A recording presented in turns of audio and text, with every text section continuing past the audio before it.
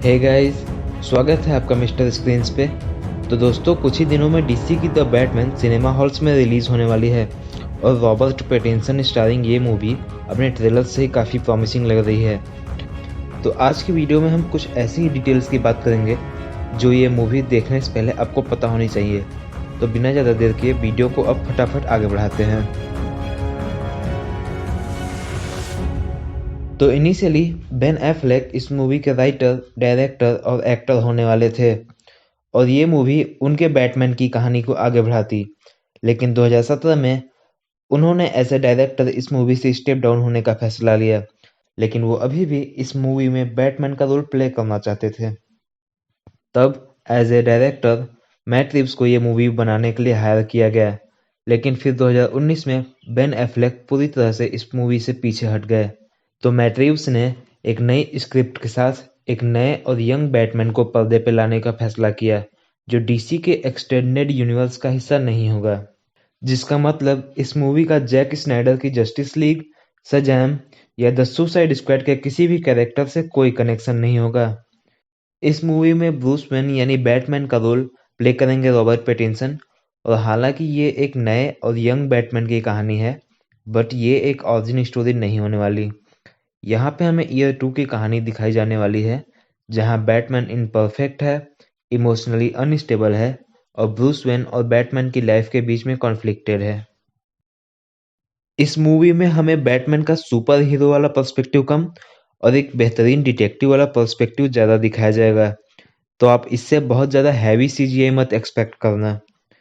इस मूवी का villain Riddler होने वाला है, जो एक सीरियल किलर है और अपने हर एक खून के पीछे पहेलियाँ छोड़ जाता है।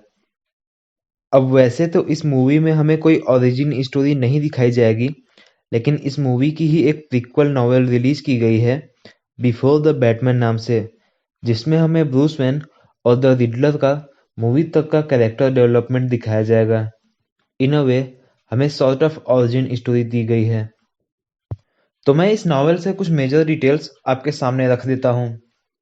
तो नॉवेल शुरू होती है जब ब्रूस 10 साल का है और उसके डैड थॉमस वेन, जो मेयर की पद के लिए खड़े हैं, वो वेन मैनर को डोनेट करने का डिसाइड करते हैं ताकि उसे एक ऑर्फेनेज में बदला जा सके अनाथ बच्चों के लिए। और उसी के चैरिटी इवेंट में ब्रूस उन बच्चों को देखता है जो वेन मैनर में रहने आएंगे। उन्हीं में से एक बच्चा ब्रूस को लगातार घूरे जा रहा था। वो बच्चा कोई और नहीं, एडवर्ड निग्मा यानी कि द रिडलर था। अब क्योंकि वेन मैनर एक ऑर्फेनेज बन गया था, तो ब्रूस और उसके मॉम डैड वेन टावर में रहने लगते हैं। फिर स्टोरी जंप लेती है और अब हमारा ब्रूस 17 साल का है। उसके पेरेंट्स थॉमस और मार्था वेन का मर्डर हो चुका है और वो एक बोर्डिंग स्कूल में पढ़ रहा है।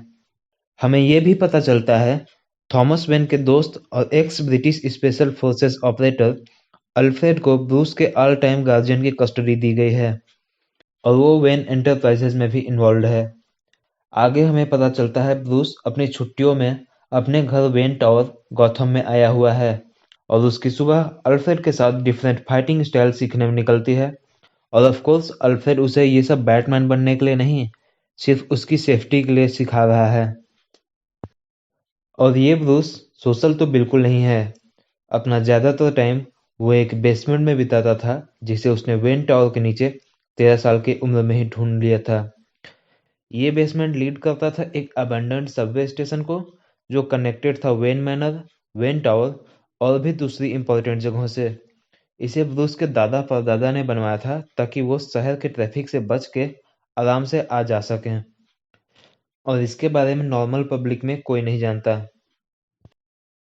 ब्रूस बचपन से ही पढ़ाई में बहुत अच्छा था, बट उसका ज़्यादातर इंटरेस्ट केमिस्ट्री जैसे सब्जेक्ट्स में था, और उस बेसमेंट में ही उसने अपनी एक छोटी सी लेबोरेटरी खोल रखी थी।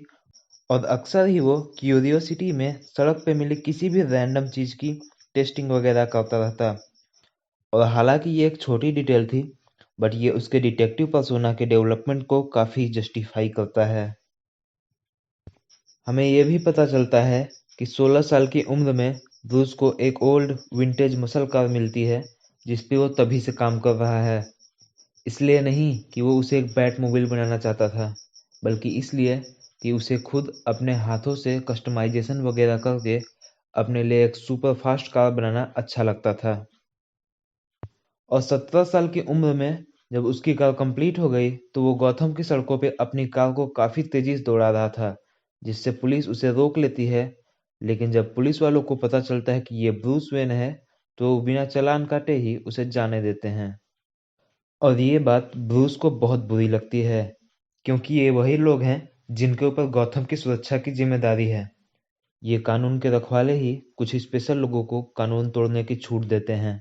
नॉवेल से हमें ये भी पता चलता है उसे ब्रूस वेन के नाम से पहचाने जाना कितना ज्यादा नापसंद है। लोग पहले ही ये अजम्पशन बना लेते हैं कि वो एक बिगड़ैल अमीरजादा है और उसे सिर्फ पैसे खर्च करना आता है।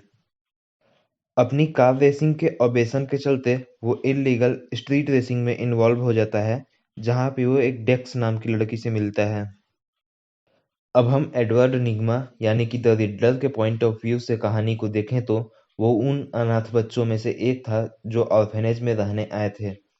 और क्योंकि वो बिल्डिंग पहले वेन मैनर थी तो वहाँ अभी भी मार्था और थॉमस वेन के साथ ब्रूस वेन की एक बड़ी सी तस्वीर लगी हुई है। और एडवर्ड को हमेशा ब्रूस का चेहरा देखना पड़ता था। उसे हमेशा ये एहसास होता रहता कि वो सारी चीजें जो वो यूज कर रहा है वो किसी दूसरे अमीर बच्चे ब्रूस वेन की हैं। और कहीं ना कहीं उसके मन में अमीरों और ब्रूस वेन के लिए नफरत जमा होना शुरू हो गई। एडवर्ड की स्कूल लाइफ भी बहुत अच्छी नहीं थी। उसे कॉन्स्टेंटली दूसरे बच्चों से बुली किया जाता और वो पढ़ाई में भी बहुत अच्छा नहीं था। लेकिन उसका रिडल्स और पजल्स के साथ एक अजीब ऑब्सेशन था। हाई स्कूल में वो पढ़ाई के साथ साथ एक पुरानी बाईसाइकिल से फूड डिलीवरी का भी काम करता था। और एक दिन फूड डिलीवरी करते समय किसी स्ट्रीट रेसिंग गैंग के एक ड्राइवर ने उसे लगभग कुचल ही दिया था। इस बात से एडवर्ड को बहुत गुस्सा आता है, लेकिन जब वो देखता है इनमें से अधिकतर उसके क्लास में पढ़ने वाले अमीर बच्चे हैं तो उसका गुस्सा और बढ़ जाता है। क्योंकि पहले तो ये लोग इल्लीगल स्ट्रीट रेसिंग कर रहे हैं और दूसरी तरफ वो उनकी कंप्लेंट करे भी तो ये लोग पैसे देकर आराम से छूट जाएंगे। और ये बात उसे बहुत फ्रस्ट्रेट करती है और वो डिसाइड करता है वो उन्हें खुद ही सजा देगा। और इसके लिए वो एक कार में एक्सप्लोजिव इम्प्लांट कर देता है। अब ये कार एक्चुअली में डेक्स की निकलती है और ब्रूस जो कि उसी गैंग में था अपनी रेस छोड़कर डेक्स को बचाना चूज करता है। अब यहाँ पे दो चीजें एक साथ हो रही हैं। पहला, एडवर्ड को इन अमीर बच्चों की कंप्लेंट पुलिस से करने के बजाय खुद सबक सिखाने में ज्यादा प्लेजर महसूस होता है, जिससे हम समझ सकते हैं क्यों वो आगे चल के एक खतरनाक सीरियल किलर रिडलर में बदल जाता है। और वहीं दूसरी तरफ ब्रूस को ये एहसास होता है कि लोगों की मदद करने में उसे स्ट्रीट रेसिंग से भी ज्यादा प्लेजर मिलता है, जो उसके बैटमैन के आर्क को भी डिफाइन करता है। इसके अलावा उसके पेरेंट्स का मर्डर, वो पुलिस वाला इंसिडेंट, गॉथम शहर का बढ़ता क्राइम और उसे खुद अपनी ब्रूस वेन की आइडेंटिटी ना पसंद होना भी उसको मास्क के पीछे छुपकर क्राइम से फाइट करने के लिए मजबूर करता है। उसके बैट को एज ए सिंबल अपनाने का रीज़न नॉवेल में ये दिया गया है क्योंकि जिस सीक्रेट बेसमेंट में ब्रूस अपना ज़्यादातर टाइम बिताता था वहाँ बहुत सारे बैट्स थे, तो उसे bat as a symbol comforting लगा। यहाँ हमें ये भी बताया गया है कि ब्रूस अपने ग्रेजुएशन के दिनों में फोरेंसिक्स, बायोलॉजी, केमिस्ट्री जैसे अलग अलग कोर्सेज की पढ़ाई करने अलग अलग कंट्रीज में जाता था और वो जिस कंट्री में जाता वहाँ की फाइटिंग स्टाइल भी सीखता था। और हम सभी जानते हैं कि एंड में उसकी ये सारी फाइटिंग स्किल और नॉलेज उसे एक बेहतर बैटमैन बनने में मदद करेगी। और इसके अलावा भी नॉवेल में बहुत कुछ है, बट एक ऑरिजिन स्टोरी के पॉइंट ऑफ व्यू से मुझे इतनी इन्फॉर्मेशन काफ़ी लगी।